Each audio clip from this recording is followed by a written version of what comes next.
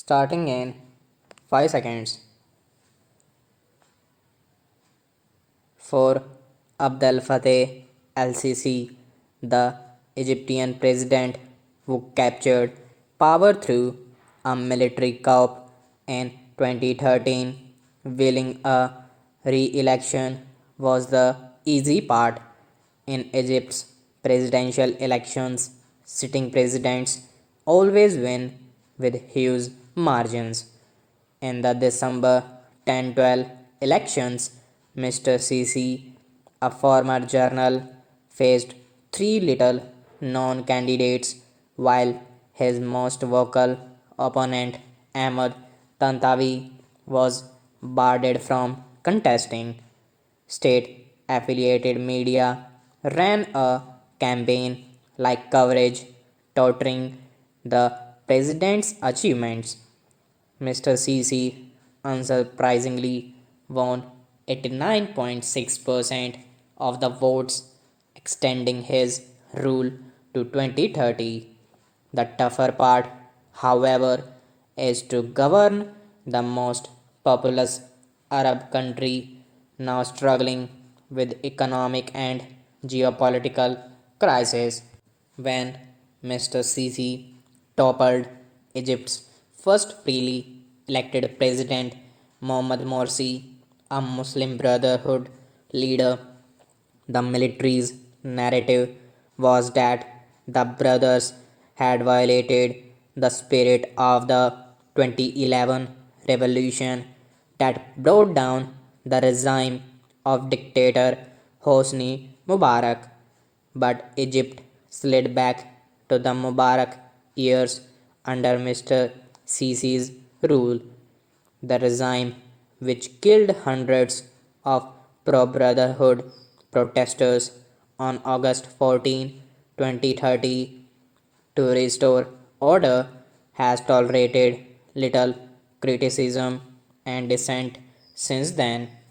But Mr. Sisi also projected himself as a source of stability and a bulwark against terror and launched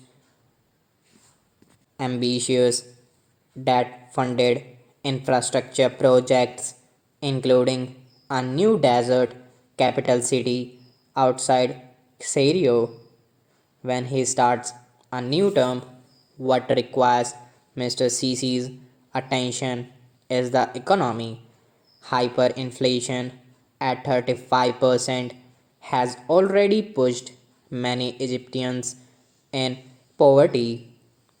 External debt stood at $162.9 billion in December 2022, some 40% of the GDP, according to the central bank.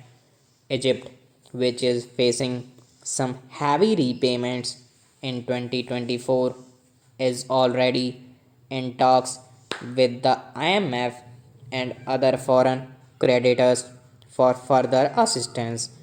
What has made matters worse has been Israel's war on Gaza, which shares a border crossing with Egypt.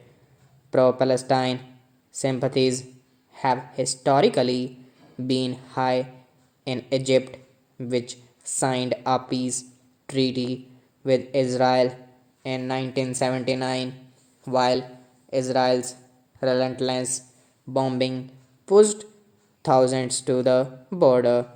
Mr. Sisi tried to walk a fine line, publicly condemning the bombardment and calling for a ceasefire, but stopping short of drastic measures that would endanger peace with Israel.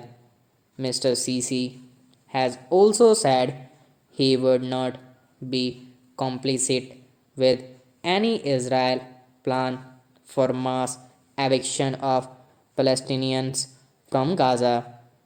But if the war drags on, he will come under greater pressure to let Palestinians refugees in, which may have economic and political consequences between a calamitous war next door and worsening economic conditions at home. His challenge is to offer a stable rule in the country that has seen regime changing, street protest, and a coup in the recent past. Stop.